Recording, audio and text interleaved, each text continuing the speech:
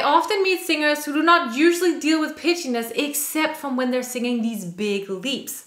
There's just something about when the pitches are this far apart that makes it hard to nail that second pitch. So today I'm going to share with you the main adjustment you can do in your singing to get this right. Welcome to Singgeek. When going from one pitch to another, your whole instrument has to adjust.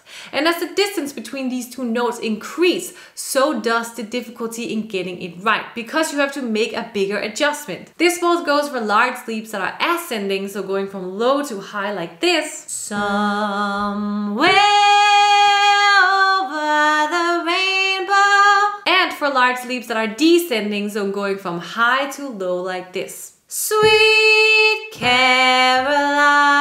The struggles that I most often see is someone being flat on that second note like this, somewhere, or that they will glide into it, somewhere, or that they will spend the beginning of the note kind of establishing the pitch, somewhere.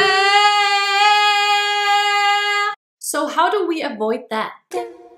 Now what I have found combats this and helps you get the pitch right is to focus on the position of your articulators on both of the two notes. So focus on the position of your tongue, your jaw, your lips, and even the roof of your mouth on each of the two pitches in the leap. You see, your muscles inside your voice box, or your larynx as we also call it, as they stretch and contract to create different pitches, your articulators, they have to adjust to create the resonant space that those pitches require to sound beautiful. And while this is not that a big of adjustment on smaller leaps, on larger leaps this is quite substantial, and this is something that you have to practice to nail it. So for example here on the word some,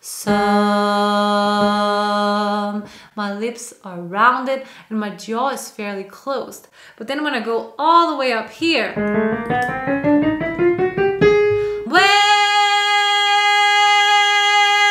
you can see my jaw is much more lowered, so I have a much wider space in my mouth to resonate that sound, and my lips, they're not rounded anymore.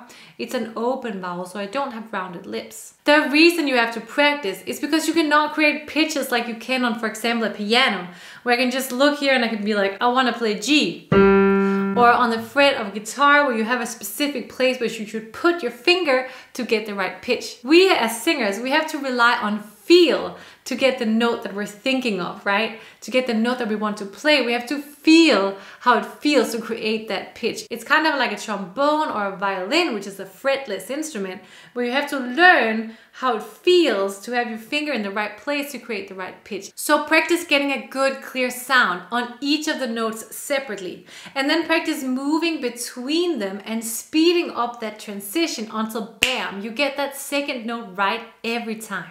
Doing this kind of reminds me of when you learn how to surf. Let me know if you've ever learned how to surf.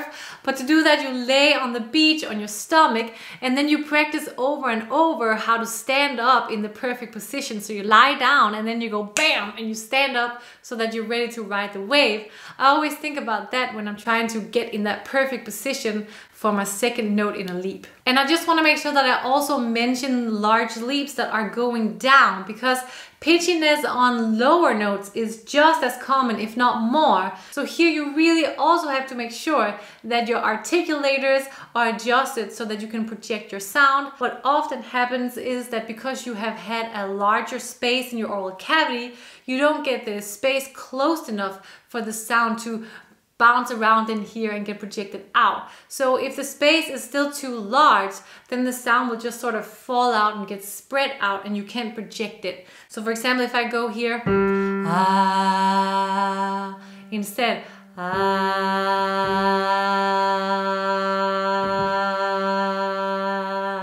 So that really helps. And if the concept of resonance has been new to you, then I highly recommend that you check out this video right over here. Because in essence, resonance really is your voice. And once you start to master it, it is a game changer for your singing. So I'll see you over there, where we're going to continue to geek out on your voice to create the sound that you want.